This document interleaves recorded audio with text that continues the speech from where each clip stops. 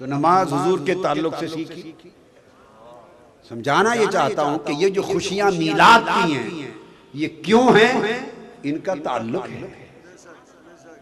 اور جہاں خوشیاں نظر نہ آئیں سمجھ لو وہاں تعلق نہیں. ایک سادہ بات سمجھاتا ہوں. کسی کے گھر بیٹا پیدا ہوتا ہے، کسی کے گھر، آپ نے کبھی دیکھا کہ بیٹا تو آپ کے گھر پیدا ہو اور خوشیاں تیسرے چوتھے گھر والے منا رہے ہوں؟ کبھی ایسا ہوتا ہے؟ خوشیاں کون مناتا ہے؟ گھر والے. کیوں؟ ان کا تعلق ہے. اور چوتھے گھر کا تعلق نہیں ہے، وہ خوشیاں نہیں مناتا. یہ میلاد کا مختصر فلسفہ ہے. جو حضور سے تعلق رکھتے ہیں وہ جو اپنے بیٹے کی ولادت کی خوشی مناتا ہے وہ کہتا ہے کروڑ بیٹے کی خوشیاں قربان مصطفیٰ کی ولادت پر.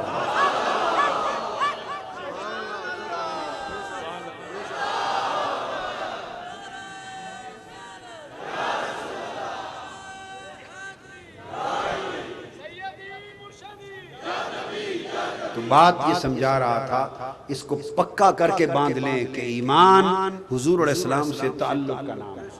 لہذا اس تعلق میں جو عمل ظاہر ہوتا جائے گا وہ ایمان میں تابع خیر و برکت ہوتا جائے گا. اب اس تعلق کی بات بتاتا ہوں. محفل میلاد کا سما ہے، تعلق کی بات سمجھا رہا ہوں. اللہ پاک نے فرمایا قرآن مجید میں حضور سے تعلق جوڑنے کی تلقین کی.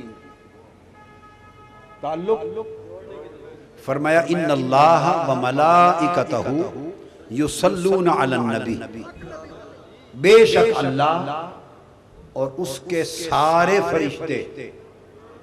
یہ میں ترجمہ کر رہا ہوں، آپ جو ترجمے سنتے رہتے ہیں اس میں سارے کا لفظ نہیں ہوتا. یہ ہوتا ہے کہ بے شک اللہ اور اس کے فرشتے. نہیں، میں ترجمہ کر رہا ہوں بے شک اللہ اور اس کے سارے فرشتے. قاعدہ یہ ہے ملائکتہ، ملائکہ ملک کی جمع ہے، ہو ضمیر ہے، مضاف اور مضاف الیہ بن گئے. عربی کا قاعدہ ہے کہ جب جمع کا صیغہ ہو کہ اضافت آئے، مضاف ہو تو وہ ساروں پر شامل ہو جاتا ہے. تو ملائکتہ اس کے سارے فرشتے کیا کرتے ہیں؟ یصلون علی النبی، ہر وقت. یہ بھی میرا ترجمہ ہے، ہر وقت نبی پر درود و سلام بھیجتے رہتے ہیں. اب تعلق بتا رہا. آپ کہیں گے ہر وقت یہ لفظ کہاں سے آ گیا؟ پہلے تو نہیں کسی سے سنا. ہر وقت یہی سنا ہے کہ درود بھیجتے ہیں. آپ نے کہا ہر وقت. یصلون کا جو لفظ ہے یہ صیغہ مضارع کا ہے. کیا؟ اور مضارع کے صیغے میں حال اور مستقبل دونوں شامل ہوتے ہیں اور استمرار ہوتا ہے، دائمی ہمہ وقت جاری رہنا. اس میں حال بھی ہے یعنی بھیجتے رہتے ہیں اور مستقبل بھی ہے بھیجتے رہیں گے. حال اور مستقبل دو زمانے ختم ہو جائیں تو عمل کبھی منقطع نہیں ہوتا. ماضی ہو تو عمل ختم ہو جاتا ہے. کیا؟ ماضی ہو تو عمل ختم ہو جاتا ہے. حال اور مضارع، پریزنٹ اور فیوچر، پریزنٹ اور فیوچر دو ٹینس اور دو زمانے جمع ہو جائیں تو عمل کبھی ختم. اس لیے کہ یہ لمحہ حال ہے تو یہ جس لمحے یہ ماضی بنے گا پیچھے گزرے گا، اگلا مستقبل کا لمحہ حال ہو جائے گا. میری بات آپ سمجھ رہے ہیں؟ پھر یہ لمحہ جب پیچھے جائے گا ماضی میں منتقل ہوگا تو اگلے حال کا لمحہ مستقبل کا پھر حال ہو جائے گا. تو حال اور مستقبل جمع ہو جائیں تو کبھی خلا ہوتا ہی نہیں. خلا اور عمل کبھی منقطع نہیں ہوتا. اب اس اصول کو ذہن میں رکھ کر اب ترجمے پہ غور کریں. فرمایا بے شک اللہ اور اس کے سارے فرشتے ہمیشہ ہر وقت اپنے نبی پر درود و سلام بھیجتے رہتے ہیں. جب اللہ نے فرما دیا درود و سلام بھیجتے رہتے ہیں تو یہاں جو بات قابل توجہ فرمایا یا ایھا الذین آمنو، اے ایمان والو، صلو علیہ. اب تم بھی اس محبوب پر सलात दरूद पढ़ा करो, वसल्लिमू तस्लीमा, और सलाम पढ़ा करो बहुत ज्यादा कसरत के साथ और अदब के साथ। दो लफ्ज हैं, सल्लु अलैहि, क्या, उन पर दरूद पढ़ो, वसल्लिमू तस्लीमा, सल्लिमू के बाद लफ्ज तस्लीमा दोबारा आया। आप देखिए सल्लु अलैहि सलातन नहीं कहा, सल्लु अलैहि उन पर दरूद पढ़ो, और सल्लिमू का मतलब है उन पर सलाम पढ़ो। तो बात यहां खत्म हो सकती थी, सल्लु अलैहि व सल्लिमू, या सल्लु व सल्लिमू अलैहि, उस पर दरूद भी पढ़ो सलाम भी पढ़ो, मगर नहीं, फरमाया उन पर दरूद पढ़ो व सल्लिमू और सलाम पढ़ो तस्लीमा। ये जो तस्लीमा मस्दर बन के दोबारा आया है, इसके दो माने हैं, एक तकसीर एक ताज़ीम।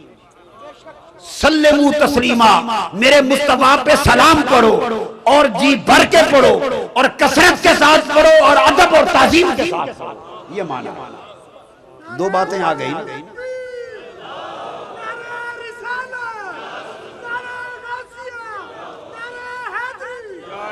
अब जो बात समझने वाली वो ये हुक्म क्यों दिया कि मेरे महबूब पे सलात सलाम पढ़ा करो, क्यों हुक्म दिया? मैंने बात समझाई कि ईमान की बुनियाद, बोलिए, ताल्लुक। ईमान क्या है? हुजूर से ताल्लुक, और सलाम से बेहतर ताल्लुक पैदा करने का जरिया। आप देखें, अगर दो आपस में नावाकिफ हों, दो आदमी आपस में नावाकिफ हों और उनका आपस में कोई ताल्लुक ना हो और आए और गुजर जाए, कभी ताल्लुक नहीं बनेगा। ये मेरी बात बड़ी सादा है और उम्र भर काम आएगी। जब भी ताल्लुक बनेगा, इब्तिदा कहां से होगी? अस्सलाम वालेकुम। क्या? जब भी ताल्लुक बनेगा कहां से इब्तिदा होगी? अस्सलाम वालेकुम। सलाम होगा तो ताल्लुक की इब्तिदा होगी। और आप 100 बार मजलिस में एक दूसरे के पास बैठे गुजर जाएं, सलाम न करें, सलाम बगैर सलाम किए ताल्लुक बन ही नहीं सकता। मगरिब में चले जाएं आलम कुफ्र में, तो वहां ताल्लुक बनाने के लिए हर एक के ताल्लुक का एक जरिया बना, वो कहते हैं हेलो हाउ आर यू, वो ताल्लुक बनाने के लिए हेलो करते हैं। कोई एक राब्ते का ताल्लुक का एक लफ्ज बना रखा है। मुसलमानों में ताल्लुक के पैदा करने का क्या है? अस्सलाम वालेकुम। अब किसी से पूछ लें कि सलाम किए बगैर मुसलमान का मुसलमान से ताल्लुक बनता है? नहीं बनता। तो सलाम से आपस में आपका ताल्लुक बगैर सलाम के नहीं बनता। वो कैसा उम्मती है जो हुजूर पे सलाम भी न पढ़े और हुजूर से ताल्लुक का दावा भी करे।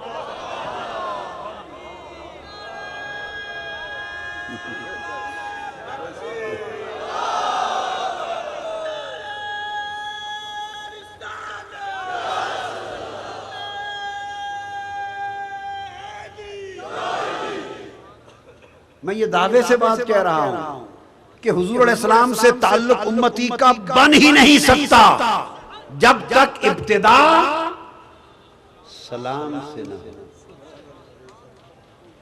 सलाम से ही इब्तिदा ताल्लुक होती है। हर रोज देखते रहते हैं, हर रोज देखते रहते हैं। इसलिए अल्लाह पाक ने फरमाया कि मैं और मेरे फरिश्ते तो दुरूद और सलाम भेजते ही रहते हैं। ईमान वालों आओ, अगर तुम चाहते हो कि तुम्हारा ईमान सही हो तो आओ ताल्लुक बनाओ मेरे महबूब से। बारी ताला फिर हम आपके महबूब से और अपने महबूब से ताल्लुक कैसे बनाएं? फरमाया कि पूछने की बात है, जो काम मैं करता रहता हूं तुम भी करो।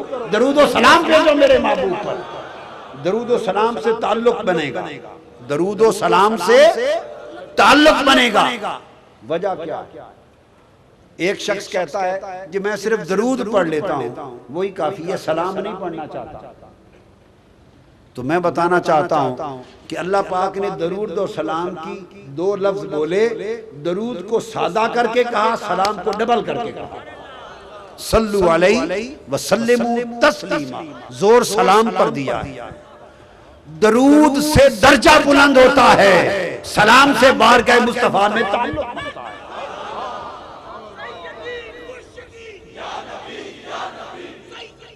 یہ بات لکھ لیں، آپ 1,00,000 درود روزانہ پڑھیں، درود پڑھنے سے حضور کی بارگاہ سے جواب نہیں آتا۔ درود پڑھنے سے جواب نہیں آتا۔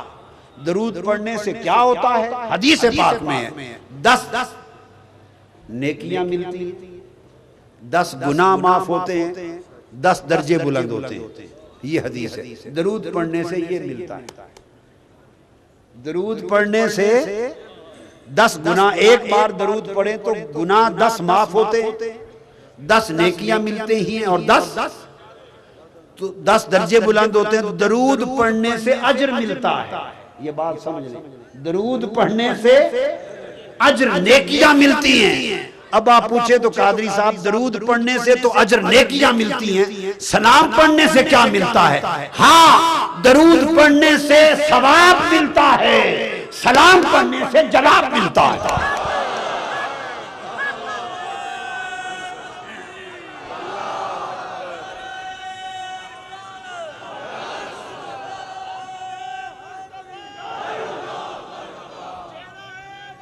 میرا جملہ عمر پر یاد رکھ لینا کہ درود پڑھنے سے ثواب ملتا ہے، سلام پڑھنے سے یار کا جواب ملتا ہے۔ اپنے اپنے سودے کی بات ہے، جو ثواب کا طالب ہے وہ صرف درود پڑھتا پھرے۔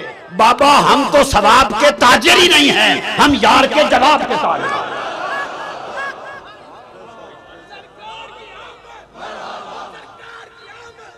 عاشق لوگ ثواب کی تجارت نہیں کیا کرتے۔ حضور داتا گنج بخش علی حجویری لکھتے ہیں اور بابا فرید بیان فرماتے ہیں کہ ایک شخص 70 سال سے ایک پہاڑ کے غار میں عبادت میں بیٹھا تھا، 70 سال سے عبادت میں بیٹھا تھا۔ اللہ پاک نے حضرت موسیٰ علیہ السلام کی طرف وحی بھیجی اور فرمایا میرے پیغمبر اپنے پیغمبر کی طرف وحی بھیجی، فرمایا جا اس کو میری طرف سے پیغام سنا دے کہ تو نے 70 سال ہماری عبادت کی، ہم نے تمہاری عبادت کو قبول نہیں کیا، رد کر دیا۔ یہ حضور داتا گنج بخش علی حجویری نے اور حضور بابا فرید گنج شکر نے، انہوں نے کشف المحجوب میں، انہوں نے اسرار الاولیاء میں بیان کیا۔ پیغمبر گئے، انہوں نے دیکھا ایک بزرگ بابا، پوچھا کہ آپ 70 سال سے عبادت کر رہے ہیں؟ انہوں نے بتایا جی ہاں 70 سال سے عبادت میں مصروف ہیں۔ انہوں نے کہا اللہ کی طرف سے ایک پیغام آیا ہے آپ کے پاس۔ اس کی آنکھوں میں چمک آ گئی، کھڑا ہو گیا، یار کا پیغام آیا ہے مولا کا، کیا پیغام ہے؟ انہوں نے کہا پیغام یہ ہے، بڑے افسوس کا پیغام کہ تمہاری 70 سال کی عبادت اللہ نے رد کر دی، اللہ نے رد کر دی۔ جب یہ خبر سنی تو وہ عاشق تھا، مولوی نہیں تھا، خشک مولوی، فتوہ باز مولوی، ثواب کا تاجر نہیں تھا، یار کے جواب کا طالب تھا۔ جب یہ سنا نا کہ 70 سال کی عبادت رد ہو گئی، وہ خوشی سے ناچنے لگ گیا، وہ خوشی سے ناچنے لگ گیا۔ پیغمبر نے پوچھا پتہ تو تھا مگر تربیت ہے نا ہو رہی ہے، آپ کو بتانا چاہتے ہیں۔ پوچھا بھئی تیری تو 70 سال کی عبادت چلی گئی، تو چیختا تڑپتا مر جاتا اور تو الٹا خوشی سے ناچ رہا ہے، بات کیا ہے؟ اس نے کہا وہ میری عبادت قبول کرے یا رد کرے مجھے اس سے غرض نہیں، یہ اس کا کام ہے۔ عبادت قبول کرے یا رد کرے مالک کا کام ہے، مجھے اس سے غرض ہی نہیں۔ میں تو ناچتا اس لیے ہوں کہ میری عبادت کام آ گئی۔ اس نے کہا کیسے؟ اس نے کہا 70 سال کی اس نے اگر مقبولوں میں نہ صحیح نا مقبولوں میں اپنے شمار میں لکھ لیا ہے نا میرا نام، کسی نہ کسی کتاب میں لکھا تو ہے نا، اگر قبولوں میں لکھتا تب بھی مرضی۔ اس نے لکھا کہ قبول نہیں کی، اس نے مجھے یاد تو کیا ہے اور پیغام تو بھیجا ہے، جواب تو بھیجا ہے، مجھے تو یار کے جواب پہ رکھتا رہا ہے۔ تو عاشق لوگ ثواب کی تجارت نہیں کرتے. عاشق لوگ سنو، یار کے جواب کی تجارت کرتے ہیں. اگر درود پڑھو گے فقط حکم ہے، اجر ہے، ثواب آتا ہے، مگر عاشق کو وہ مزہ ثواب میں نہیں جو یار کے جواب میں آتا ہے.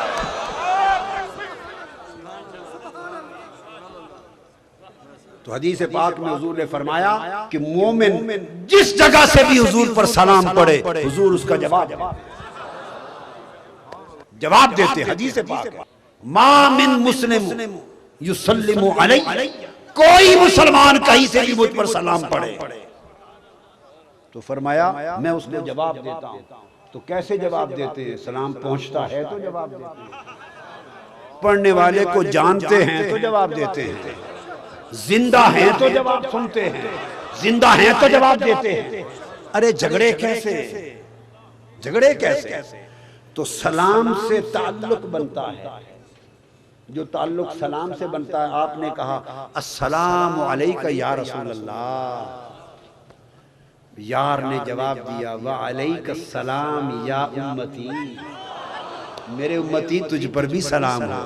تو جب یار کے لب ہل گئے اور آپ کو سلامتی کا جواب آ گیا، یہیں سے تعلق شروع ہو گیا، یہیں سے تعلق شروع ہو گیا. تو سلام سے تعلق بنتا ہے. اس لیے جب میلاد کا موسم آتا ہے تو یارو یہ محبوب سے تعلق جوڑنے کا موسم ہے. اس لیے نعتیں ہوتی ہیں، درود و سلام ہوتے ہیں تاکہ ٹوٹے تعلق جڑ جائیں، ٹوٹے تعلق جڑ جائیں. اور پھر اجر اس کا، یہ جو درود سے اجرت ملتی ہے، درود سے اجرت ملتی ہے، سلام سے قربت ملتی ہے. اس لیے اللہ پاک نے سلام پہ دوہرا زور دیا، سلمو تسلیما، دوہرا زور دیا. اب آگے جو بات سمجھا رہا ہوں وہ یہ، اس کی اہمیت کا عالم یہ ہے چونکہ بنیاد ایمان کی تعلق ہے اور تعلق کا بہترین ذریعہ سلام ہے.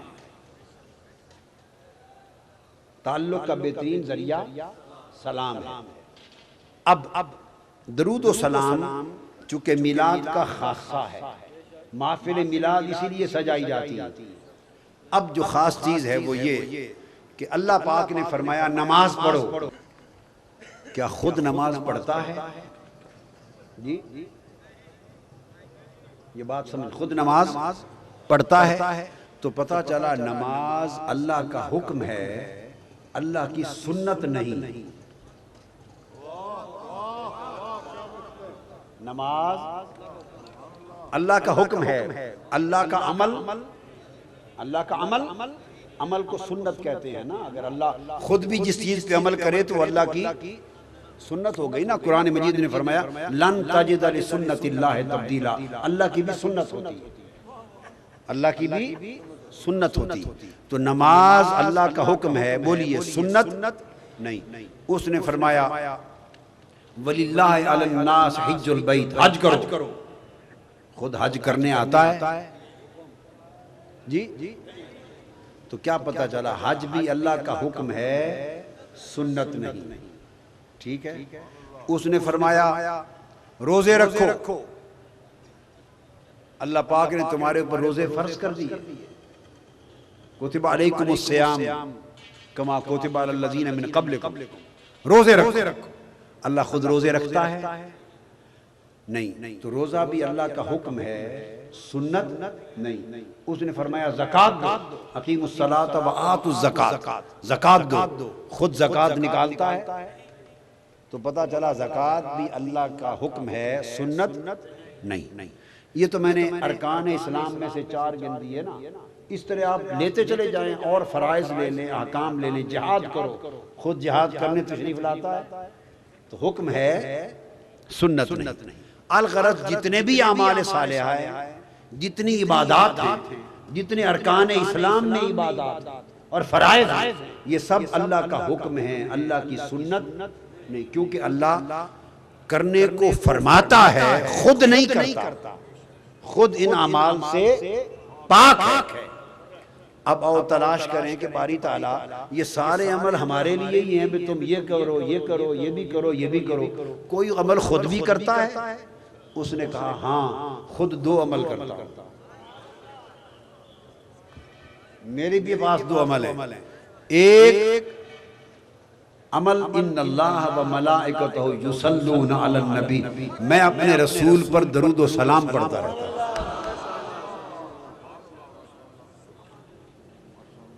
کیا؟ نبی پر درود و سلام پڑھتا ہوں۔ اور باری تعالیٰ کوئی اور عمل فرمایا وَرَفَعْنَا لَكَ ذِكْرَكَ، ہر وقت محبوب کا ذکر کرتا رہتا ہوں اور بلند کرتا رہتا ہوں۔ اللہ کے 2 عمل ہیں، ہر وقت حضور کا ذکر کرنا اور حضور کے ذکر کو بلند کرنا، اور ہر وقت حضور پر درود و سلام پڑھنا۔ اب بتائیے میلاد کی محفل کے مقصد کیا ہیں؟ 2 ہی تو ہیں، ایک حضور کا ذکر، ایک درود و سلام۔ حضور کا ذکر اور درود و سلام۔ اب جو نکتہ سمجھا رہا تھا کہ وہ تمام فرائض، عبادات اور اعمال صالحہ حکم ہیں اللہ کی سنت۔ یہ سنت کس کی ہے؟ حضور علیہ السلام کی، نبی کی سنت۔ نماز کس نے پڑھی؟ نبی اکرم صلی اللہ علیہ وسلم نے پڑھی، حضور کی سنت ہوئی۔ اب جس کو آقا نے فرض کہہ دیا ہے حضور کی سنت، جس کو فرض کہہ دیا وہ فرض ہو گئی، جس کو فرض نہ کہا مسلسل پڑھا سنت ہو گئی، جس کو مسلسل نہ پڑھا، کبھی پڑھا کبھی نہیں، وہی نفل ہو گئی۔ تو نماز اصلاً حضور کی سنت، حج حضور کی سنت، روزہ اصلاً حضور کی سنت۔ میں لفظ بول رہا ہوں اصلاً، سنت کا مطلب ہے یعنی حضور کے کیے ہوئے عمل۔ پھر درجہ ان کا الگ ہو جاتا ہے، کوئی فرض، کوئی سنت، کوئی نفل، پھر درجہ کی بندی الگ ہے۔ تو نماز، روزہ، حج، زکوٰۃ سب فرائض اللہ کی سنت نہیں، یہ سب حضور کی سنت ہے۔ اور حضور پر درود و سلام پڑھنا یہ اللہ کی سنت ہے۔ اب میں ایک علمی نکتہ سمجھانے والا ہوں اور بڑے سادہ طریقے سے آپ سمجھ جائیں گے۔ یہ سارے اعمال، نماز، روزہ، حج، زکوٰۃ، یہ ہوئے حضور علیہ السلام کی سنت، اور حضور پر درود و سلام اور حضور کا کثرت ذکر، درود و سلام، یہ ہوا اللہ کی سنت۔ تو 2 سنتیں سامنے آ گئیں، اللہ کی سنت درود و سلام، حضور علیہ السلام نبی کی سنت نماز روزہ۔ اب درجہ اللہ کا بلند ہے یا نبی کا؟ بولیے، درجہ کس کا بلند ہے؟ بے شک اللہ کا بلند ہے۔ جو نبی کے درجے کو اللہ سے بلند کہے یا اللہ کے معاذ اللہ برابر بھی کہے، وہ کافر اور مشرک ہو گیا۔ درجہ اللہ کا بلند نبی سے، تو جب نبی سے اللہ کا درجہ بلند ہے تو کس کی سنت کا درجہ بلند ہوگا؟ کس کے عمل کا درجہ بلند ہوگا؟ بولیے نا، اللہ کا درجہ بلند، اللہ کی صفت کا درجہ بلند، اللہ کے نام کا درجہ بلند، اللہ کے فعل کا درجہ بلند، اللہ کے عمل کا درجہ بلند، اللہ کی سنت کا درجہ بلند۔ تو جس طرح اللہ کا درجہ نبی سے بلند ہے، اسی طرح اللہ کی سنت کا درجہ نبی کی سنت سے بلند ہے۔ نماز، روزہ، حج، زکوٰۃ نبی کی سنت ہے، اور مصطفیٰ پر درود و سلام خدا کی سنت ہے۔ لوگوں، نماز، روزہ، حج، زکوٰۃ فرض صحیح، مگر درود و سلام خدا کی سنت ہونے کی نسبت سے ہر عمل سے بلند تر ہے۔ آپ نے درود و سلام پڑھا ہے نا؟ نماز تو نہیں پڑھی؟ بغیر نماز کے درود و سلام قبول ہوا یا نہیں؟ بغیر نماز پڑھے درود و سلام قبول ہے یا نہیں؟ یہ تو قبول ابھی کروا دیا نا میں نے، بیٹھے بیٹھے ثابت کر دیا نا، بغیر نماز کے درود و سلام قبول ہے۔ اب کائنات کا کوئی شخص بغیر درود و سلام کے نماز قبول کرا کے دکھا دے۔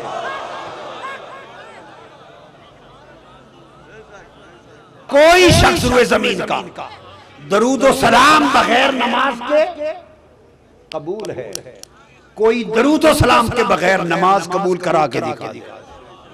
جو اللہ کی سنت ہے وہ ہر وقت قبول ہے۔ اور رسول کی سنت نماز، فرمایا اس رسول کی سنت میں میری سنت درود و سلام داخل ہوگی تو قبول ہوگی۔ نماز درود و اللہ کی عبادت درود و سلام کے بغیر قبول نہیں، درود و سلام نماز کے بغیر، نماز درود و سلام کے بغیر قبول نہیں۔ اب نماز کا پوچھ لیں، آپ نے نماز پڑھی، نماز میں تعلق کی بات کر رہا تھا، نماز نام ہے اللہ سے تعلق اور ہم کلامی کا، نماز نام ہے اللہ سے تعلق اور ہم کلامی کا۔ آپ نماز پڑھ رہے ہیں اور دوران نماز اتحیات میں بیٹھے تھے یا جس حالت میں بھی تھے، آپ کے پیر صاحب آ گئے اور کسی کے مولانا صاحب بہت بڑے مفتی اعظم آ گئے، دونوں نمازی، ایک کے پیر و مرشد آ گئے وہ نماز پڑھ رہا ہے، دوسرے کے مفتی اعظم حضرت مولانا صاحب آ گئے، دونوں نے آ کے السلام علیکم کہہ دیا، نہیں پتا تھا، السلام علیکم کہہ دیا۔ ادھر مرید صاحب نے دیکھا کہ میرے پیر و مرشد آئے ہیں، اس نے بھی آہستہ سے کہہ دیا وعلیکم السلام۔ ادھر مولانا صاحب کے شاگرد نے دیکھا حضرت مولانا صاحب آئے ہیں، اس نے بھی آہستہ سے کہہ دیا وعلیکم السلام۔ بتائیے دونوں کی نماز رہی یا گئی؟ کیا جرم کیا انہوں نے؟ کوئی لمبی چوڑی بات کر لی ہے؟ انہوں نے سلام کیا ہے، اس نے سلام نہیں کیا ان پر، اس نے ان پر سلام نہیں کیا، ان کے سلام کا فقط آہستہ سے جواب دیا ہے، نماز ٹوٹ گئی۔ باری تعالیٰ آہستہ سے سلام کا جواب دیا ہے، نماز کیوں توڑ دی؟ اس نے کہا کہ نماز تو صرف میرے ساتھ بات کرنے کا نام ہے، تو نے اس سے بات کیوں کی؟ وہ غیر ہے، غیر سے کیوں بات کی؟ نماز تو نام ہے میرے ساتھ بات کرنے کا، میرے غیر سے کیوں بات کی؟ نماز ٹوٹ گئی۔ اب حالت نماز میں بیٹھے اتحیات پر آ گئے، عرض کیا باری تعالیٰ ادھر غیر کے سلام کا جواب دیا تو نماز ٹوٹ گئی، ادھر عرض کیا باری تعالیٰ اب نماز قبول کیسے ہو؟ اس نے کہا اگر اپنی نماز کو قبول کروانا ہے تو جب قیام، رکوع، سجود، ثنا، تسبیح سب کچھ ختم کر لو نا، تو اس طرح گھٹنوں پہ ہاتھ رکھ کے میرے دروازے پر بیٹھ جانا اور التحیات للہ پڑھنا۔ جب تشہد پہ آؤ، اب نماز قبول کروانے کے لیے فرمایا اب میرے نبی پر سلام کرو، کہو السلام علیک ایھا النبی، یا نبی سلام علیک، یا نبی سلام علیک، میرے نبی پر سلام کہو۔ باری تعالیٰ اس دن تو میں نے اس کو سلام کیا نہیں تھا، خالی سلام کا جواب دیا تھا تو نماز ٹوٹ گئی، ادھر تو جواب کیا تو خود فرما رہا ہے کہ سلام کر، سلام کروا رہا ہے، یہ وجہ۔ باری تعالیٰ نے فرمایا وہ غیر تھا، یہ غیر نہیں، وہ غیر تھا، یہ غیر نہیں ہے۔ تو بندہ چونکا، اس نے کہا یہی مخمصہ تو نکالنا چاہتا ہوں کہ اگر میرا غیر ہوتا تو میں اپنی نماز میں اس کو سلام پڑھواتا۔ ہائے ہائے ہائے ہائے، اگر میرا نبی میرا غیر ہوتا تو اپنی نماز میں اس پر سلام پڑھواتا۔ ارے ہر روز نماز میں میرے نبی پر سلام پڑھنے والوں، اسی نماز کے سلام کا حیا کر لو اور نبی کو غیر سمجھنا چھوڑ دو۔ غیر ہو تو سلام کر دیں یا جواب دے دیں، نماز ٹوٹ جاتی ہے، اور حضور پر سلام نہ پڑھیں تو نماز ٹوٹ جاتی نہیں ہوتی۔ تو حضور پر سلام پڑھا تو نماز ہوئی، تو باری تعالیٰ سلام پڑھ دیا۔ اب وہاں تو ہر کسی پر سلام پڑھنے سے نماز ٹوٹی تھی، اور یہاں فقط ایک حضور پر سلام نہیں پڑھوایا، آگے چلے تو باری تعالیٰ سلام پڑھ دیا محبوب پر، فرمایا نہیں آگے بھی چلو، ایک شرط اور ہے، اب میرے محبوب پر جو سلام پڑھا ہے اس کی قبولیت کی شرط بھی یہ ہے کہ اب ان کی آل پر بھی پڑھو۔ اللہم صلی علی محمد وعلی آل محمد. اب میرے محبوب کی آل پر بھی پڑھو. لہذا نماز خدا کی ہے، درود و سلام مصطفیٰ کا. کیونکہ ادھر نماز کے اندر بھی حضور سے تعلق جوڑا جا رہا ہے، نماز کے اندر بھی حضور سے تعلق جوڑا جا رہا ہے، اور نماز کے اندر بھی حضور سے تعلق جوڑنے کے لیے طریقہ وہی درود و سلام کا لیا ہے. لہذا اور آخری نکتہ، نماز، روزہ، حج، زکوٰۃ اور ہر عمل اور ہر عبادت، کسی عمل کی بھی قبولیت قطعی نہیں. ہر عمل کی قبولیت ظنی ہے. کیا ظنی کہتے ہیں؟ اس کی مرضی قبول کر لے، مرضی قبول. کوئی شخص گارنٹی نہیں دے سکتا روئے زمین پر نماز پڑھ کے کہ میری گارنٹی ہے نماز قبول ہے. کوئی نہیں کہہ سکتا. روزہ رکھ کر اللہ پاک حضور نے فرمایا کم من صائم لیس لہ الا الجوع والعطش. کتنے روزے دار ایسے ہیں روزہ رکھتے ہیں مگر سوائے بھوک اور پیاس کے کچھ نہیں ملتا. فویل للمصلین الذین هم عن صلاتهم ساہون. وہ دوزخ کا تباہ کن نچلا درجہ ہے نمازیوں کے لیے جو نماز کی حقیقت کو بھولے بیٹھے ہیں. تو آپ نے دیکھا کہ نمازی بھی کہا اور دوزخ بھی بتائی. نمازی بھی کہا اور دوزخ بھی بتائی. ادھر روزہ بھی رکھوایا اور بھوک اور پیاس بھی بتائی کہ سوائے بھوک کے تو کوئی عمل بھی قطعی القبول نہیں ہے. ہر عمل ظنی ہے، چاہے قبول کر لے چاہے نہ کرے، کوئی گارنٹی نہیں. ایک عمل بتاتا ہوں اور رخصت چاہتا ہوں، اور وہ حضور کا درود و سلام ہے. حضور پر درود و سلام جس وقت منہ سے نکلا بغیر تاخیر کے قبول ہو گئے. درود و سلام کبھی رد ہوتا ہی نہیں. نہ صرف یہ کہ یہ رد نہیں ہوتا، ہمیشہ قبول ہوتا ہے. ارے جس دعا کے آگے پیچھے درود و سلام لگ جائے وہ دعا بھی قبول ہو جاتی ہے.